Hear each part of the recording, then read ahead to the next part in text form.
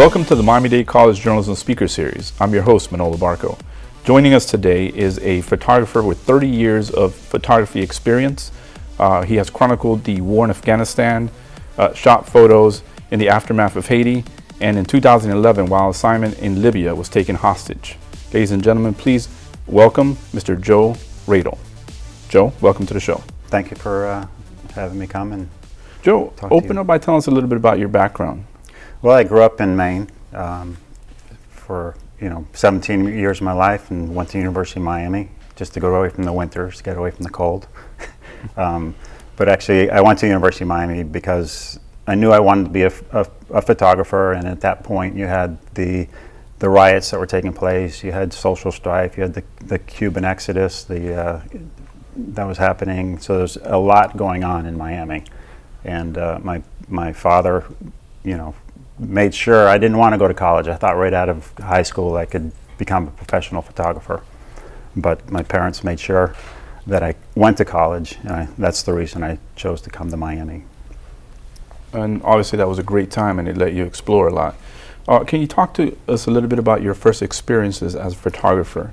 I have a lot of times students that come into the office and they want to be part of something, particularly with us, the newspaper, and they're afraid, they're a little apprehensive. They said they have no experience, but at some point, everything was new for you as well. Talk to us a little bit about that and how you walked through that. Yeah, I mean, I grew up extraordinarily shy, and I think for me, the camera was kind of a ticket to being able to deal with my shyness, overcome it. And I think if nothing else, the way to break into the business is to bust through those barriers of being able to walk into a room and just deal with the situation that's in front of you. So, can you walk us through a couple of those first instances, the first times that you held a camera and you went out to shoot something for, whether it was your college paper or maybe even high school, that you went out and shot something and did something and say, hey, this is what I want to do? Yeah, I mean, again, I think it goes back to my shyness. I mean, I went to the main photographic workshops for my senior year of high school, and one of the first portfolio that I turned in was basically pictures of people that I met on the streets, and it was something that I would not have been able to do if I didn't have that camera in front of me, and it allowed me to just basically talk to people. And when I showed the portfolio to the instructor at the workshop, they didn't understand it. They were like, Joe, this is nothing. It's just headshots of people on the streets. And I was like, no, this is me being able to overcome my shyness. And so that was, a big breakthrough, I guess, for me, just being able to. So that was the infancy of it. Talk to me about some of the important characteristics and traits that a photojournalist needs to have, and are those traits that someone can get better at? If they don't necessarily have. No, sorry. Absolutely. I mean, I think most people, if you're not in the visual world, in the photojournalism, you wouldn't necessarily walk into a room and quickly evaluate where the best light is in that room, where the shadows are, where your picture wouldn't happen. So, I mean, as a photojournalist over the years, you kind of develop this kind of sense for every situation that you're walking into. Like in the studio here, you see there's light over here, there's a green wall over there. I mean, so quickly you kind of are able to adapt to the situations that you're thrown into, and you may not get that when you're first starting out. When you're first starting out, you just walk in and you kind of take pictures, regardless of the light and the moments. But through time, you kind of develop that. You mentioned adapting to situations. In 2011, you were taken hostage. And just aside from that, I'm sure you've been in many, many tense situations. How do you deal when you're confronted with a moment like that? I mean, that was unusual. I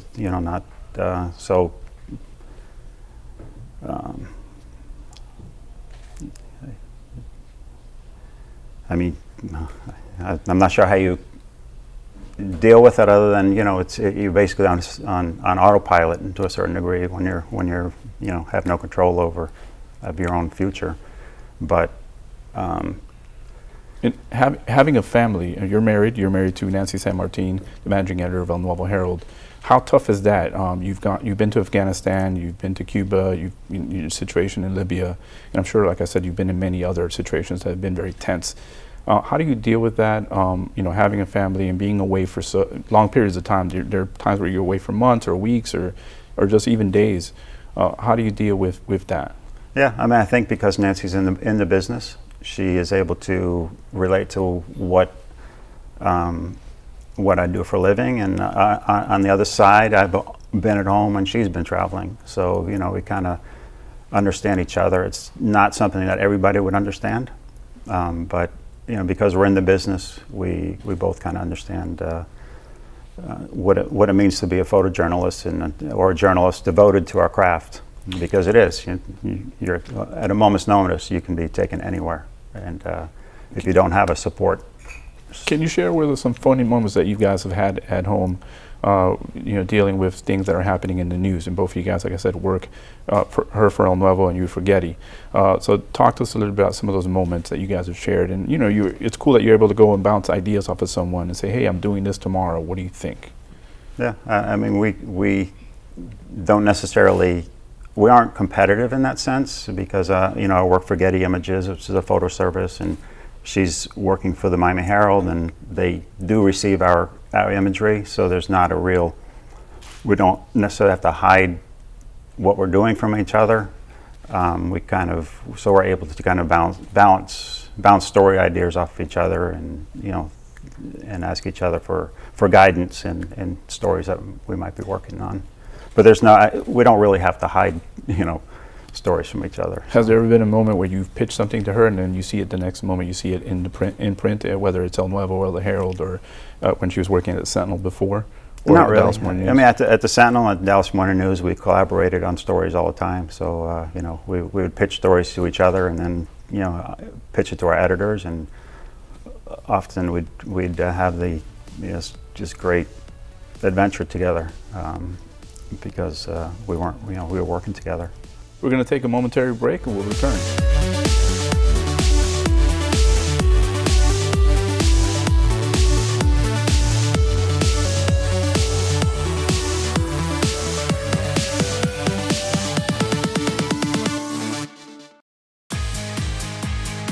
Start your story at MDC. Be analytical. Be imaginative. Be a rising star. Be bold. Be connected. Be the solution. Be ready. What's your story? Be the best. Be you. Be MDC.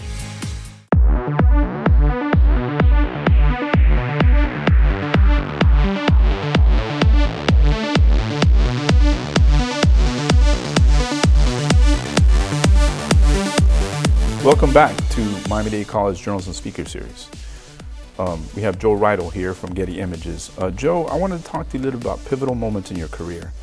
We talked earlier a little bit about a story that I read once in the Dallas Morning News. It was about two photographers that shot a photo of Lee Harvey Oswald as he was shot. As you guys know, Lee Harvey Oswald was assassinated President Kennedy. And as he was being taken from the police department, Jack Ruby shot him. And two photographers, many photographers took photos of that incident, very unexpected. One of them was for the Dallas Morning News. He caught the moment that we all know, that we see Lee raising his hand and you see the flash of the gun, and he chronicled that moment. The other photographer from the Dallas Times-Herald missed that shot by a couple of seconds. And the story in the Morning News was about how it shaped their careers. So talk to us about pivotal moments in your career that have shaped the photographer you are today. Yeah, I mean, I think it's hard for me to reflect on those pivotal moments, because every day brings more pivotal moments for me. I mean, I don't necessarily think about that, but it's more that I've gained the experience over time to kind of know where I need to be to try to capture that pivotal moment. And there's often times that you do miss it, and those are the ones that kind of you learn the most from, probably. And again, it's back to going, knowing through experience and looking at pictures and talking to people what the decisive moment will be in any given situation that you walk into. You can't just walk into a situation without trying to at least figure out, like with Lee Harvey Oswald, the photographers had to know that he was going to walk down a hallway, and they had to put themselves in a location where they obviously they didn't know he was going to get shot. So they had to put themselves in a situation where they were going to capture his walk down the hallway, which they did. And sometimes it's a matter of luck. Maybe the one guy that didn't get the picture, had somebody standing in front of him, or he was off too far to the left, and the one guy. But they both knew going to the situation where they needed to be to try to capture that decisive moment. How do you stay focused? Because I'm sure you cover, like you talk about, basically you're talking about repetition and events that you cover that are very similar. So maybe someone would have covered that and they know, okay, this is where I get good lighting, or this is where I stand. The media will be here and then the police will be here. How do you stay focused when it's something that, it's repetitious and it's in some cases mundane, but you have to stay sharp and focused? I think none of it is mundane. That's the beauty of photography, is that every single day, whether you're taking pictures to illustrate a business story of, I did the other day, I think Hershey's was bought by a company in Switzerland, so I had to take pictures of candy bars. Even that in itself could have been mundane, but you try to take the best picture you can for those situations, and that, I think, is the same from that to shooting presidential races or photographing anything. There's nothing really mundane about what we do. If you have passion for it, there's always something new, always something fresh that you can take a picture of. It's only your mind that's going to make it mundane. But if you approach it as though it's it's new and fresh every single day, then everything's that same challenge. You need to every day you have to figure out where you have to be to capture the best imagery. I was looking at some of your photographs. You've taken photos of some very important people, very important moments in history. How do you not get nervous to not miss that moment? Every day you get nervous. I think you have to be nervous. It keeps you sharp. If you're not nervous, and again, if it's mundane to you, I've done this. I've covered 10 presidential races, and this is kind of boring. Then you're not going to be sharp, and you're not going to get the pictures. The decisive moments for those stories. Talk to us a little bit about some of the favorite characters that you've encountered. Not necessarily the best photographs, but characters, people that maybe you expected to be a certain way, and when you meet them, they're completely different. Share some stories like that with us. Again, it's hard for me to reflect on the past. I think because everything's, photojournalism is about tomorrow and today. But everybody is kind of a unique individual, and as photographers, you're kind of passive. You're in the background. You're not necessarily engaging with people and getting into their heads per se. So, but with the campaigns, you're on the road with these candidates for a year and a half, and they all have mannerisms that you learn from, and that's, I think, when I'm studying these people, I'm not learning something about them as a character. It's more about I'm learning something about them in the way they move. I need to know where they're going to be so I can get the best pictures I can get.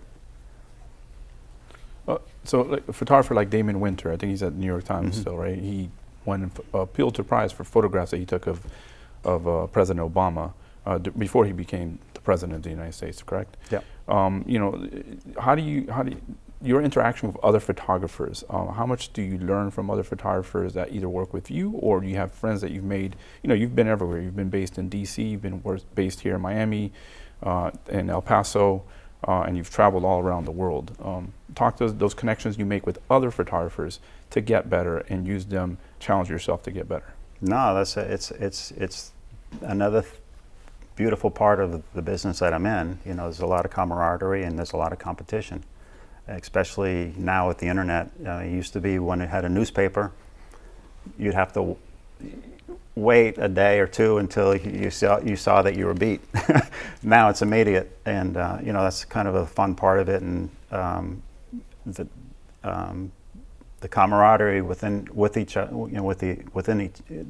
group of photographers is it's what makes it fun to get out there on the roads for, you know, a month or two at a time. I mean, you're with friends, and Damon and I, we both did the Obama race, and you know, obviously he won the Pulitzer and I didn't, so he did a heck of a job. I'm sure you congratulate him for that. Absolutely. Well, we're going to take another break, and we'll be back after a few minutes.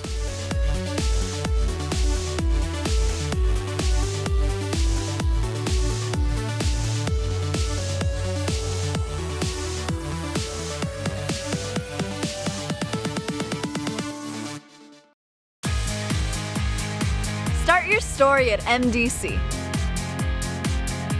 Be analytical. Be imaginative. Be a rising star. Be bold. Be connected. Be the solution. Be ready. What's your story? Be the best. Be you. Be MDC.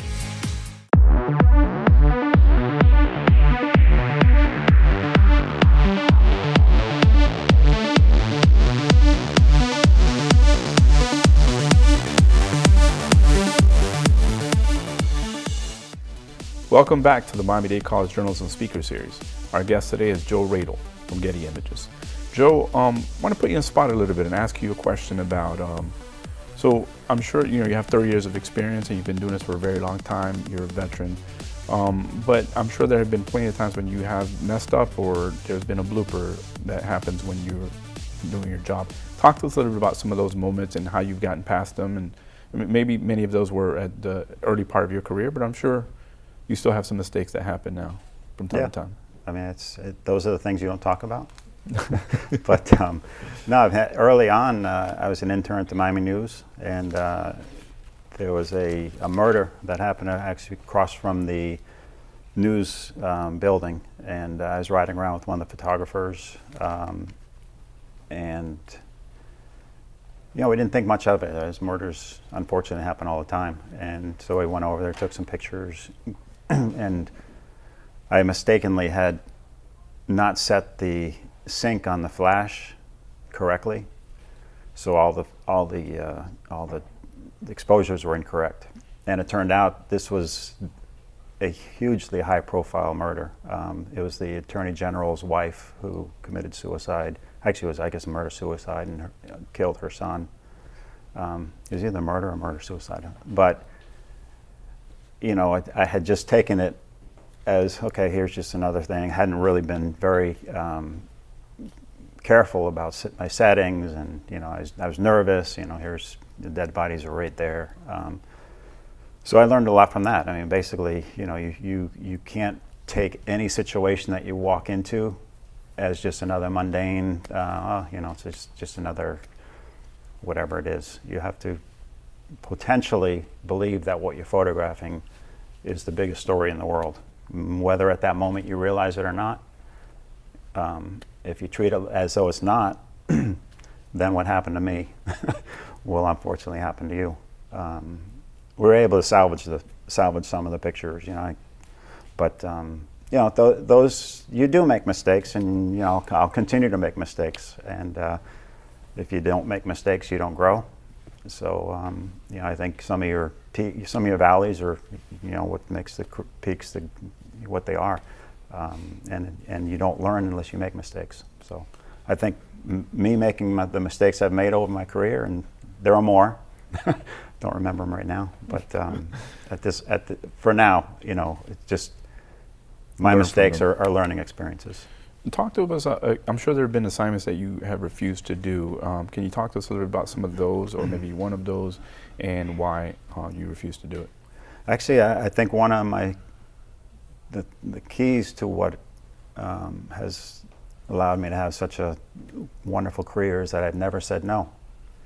I mean, I've never said no, I can't do that. If you give me an assignment, I'm gonna go do it. So I don't say no. I don't say I'm not going to do that assignment. And can you talk to us? What piece of advice would you give to a young photojournalist, or even a journalist, or that wants to be someone that wants to be a reporter, who is starting out right now? What kind of advice would you give them? Probably the same as when I was there. I mean, the technology's changed. We know that there's a tremendous upheaval in the business, and we don't know what the future of the business is. But the taking still imagery, telling stories, it doesn't change. So I would say you have to be curious. You have to be full of energy. You have to be willing to read the newspapers and follow along what's going on in the news. There's just certain qualities of what it means to be, a photojournalist that don't change. So. Perfect. All right. Well, we'll come to the part of the show where we're going to take some questions from our audience. They will be telling you where they're from and who they are. My name is Julian Gonzalez, and I'm from Hialeah Senior High School. And the question I would like to ask today is, how do you feel about paparazzi and their role in journalistic photography? I think they have a great role in the media world. I mean, there's a lot of people that's their focus is celebrities, and they're providing a service to people that enjoy that type of entertainment and want to know what the latest celebrity's doing. So I think they're I like the paparazzi. Great response. We have another question. Hey, I'm Camila Rivera from Ronald Reagan Senior High School, and my question is, at what age did you know you wanted to take pictures for a living? I started when I was young. I think I was maybe 12 years old or 10 years old. I was, again, very shy when I was a young kid, and I quickly found that if I showed somebody a picture, I didn't have to tell them, try to tell them a story about what I was trying to communicate. I saw the power of imagery really quickly, and it's something my parents just basically really encouraged me to do. So I started very young. Now we're going to take our final question. Hi, my name is Stefan Silva. I'm from Ronald Reagan Doral High School, and during the interview, I was interested in the fact that you were held hostage. Just wanted to know what situation you got yourself into and how you were able to get out of it. Basically, I was captured by Gaddafi's forces in Libya when I was there to cover the story. And I mean, honestly, I don't think at the end of the day we know why I was released, but my company and Agence France Presse company pleaded with the Gaddafi regime, and somehow they let us free. Those are some great questions. Want to have one final question for you before we let you go. Talk to us about the future of journalism. Where do you see it going? What do you see it being? That's the million-dollar question. I mean, I don't know if I know that answer. I mean, I know the people in Miami-Dade College know the answer. I know the students from the high schools will be showing us what the answer will be. But at the end of the day, it's always going to be about storytelling, and that's never going to change. So I think the future will be like it always has been, where we tell stories, compelling stories, important stories, and how that's going to be delivered to the masses, we don't know. But again, the young people will be the ones that decide the future of this business. And it's a beautiful, bright future, but I don't know the future. But I do know I love what I do, and telling stories is the most important thing. So. Thank you for being a guest on our show. And until next time, we'll see you soon.